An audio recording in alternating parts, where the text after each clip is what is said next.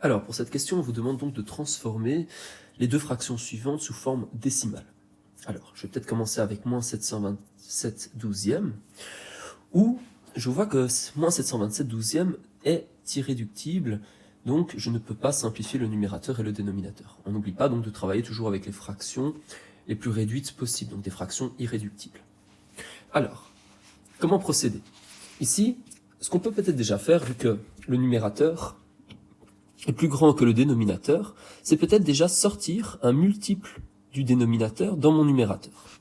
Ça tombe bien, je vois que 127, 120 est un multiple de 12, facilement calculable. Donc je n'oublie pas de recopier le moins, et je vais devoir donc écrire 120 douzièmes. Sauf qu'à la base, j'avais pas 120, mais 127 douzièmes. Donc qu'est-ce que je vais devoir faire? Je vais devoir soit travailler avec des parenthèses, parce que comme nous avons une fraction négative, soit je vais devoir rajouter à 120 douzièmes 7 douzièmes,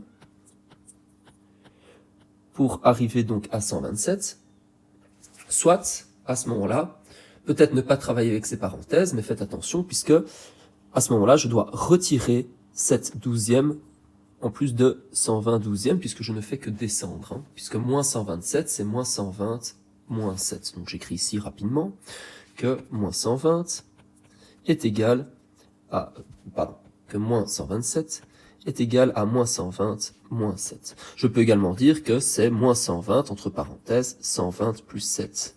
Voilà, donc peu importe, mais en tout cas, réfléchissez toujours à ce que vous faites, avant évidemment d'aller plus loin.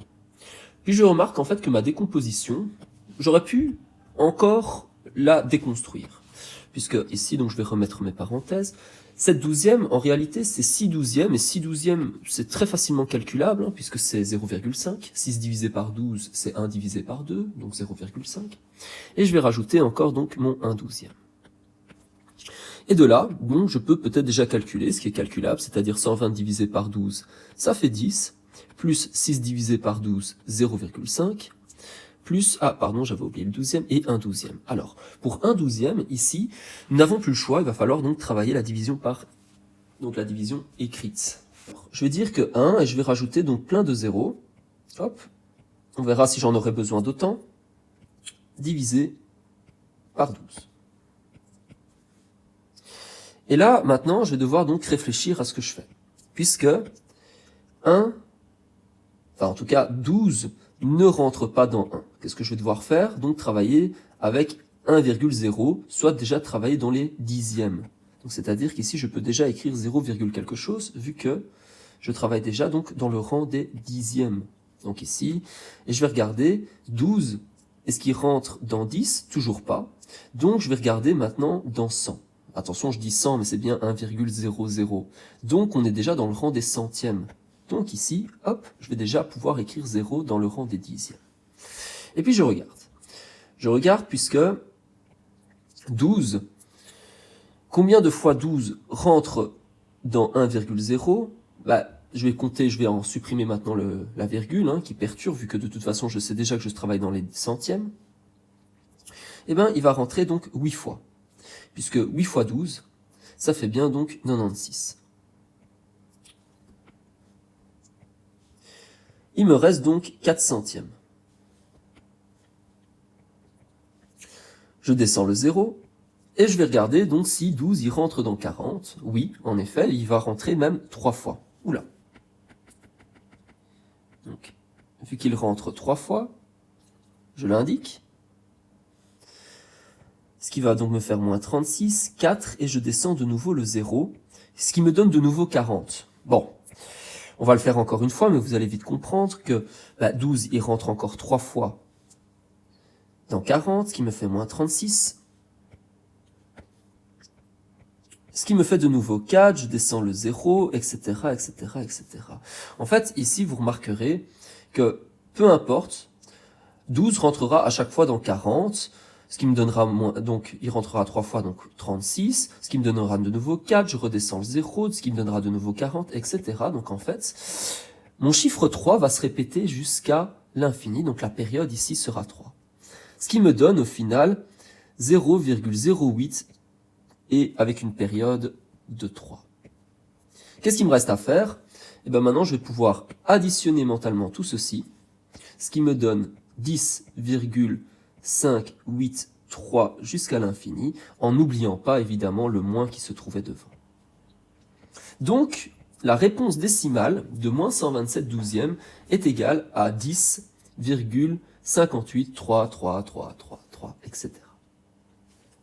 Travaillons maintenant peut-être la deuxième fraction, c'est-à-dire 28, alors il me semble que c'était 28 44e et pas 28 quarts. Sinon ce serait trop facile.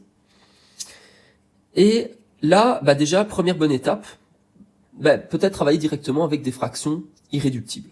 Puisque je remarque qu'en réalité, 28 et 44 sont tous les deux divisibles par 4. Ce qui va donc me donner 7 onzièmes. Donc toujours travailler à des fractions irréductibles. Je remarque que mon numérateur est plus petit que mon dénominateur. Et que 11 étant un nombre premier, ça ne sert à rien, comme tout à l'heure, de décomposer. Donc ici, de directement travailler la division écrite. De nouveau, qu'est-ce que je vais faire? Je vais écrire 7,0000, etc. Je vais voir si je vais en avoir besoin d'autant. Divisé par 11. Et là, de nouveau, je regarde, est-ce que 11 rentre dans 7? Non. Donc, il rentre 0 fois.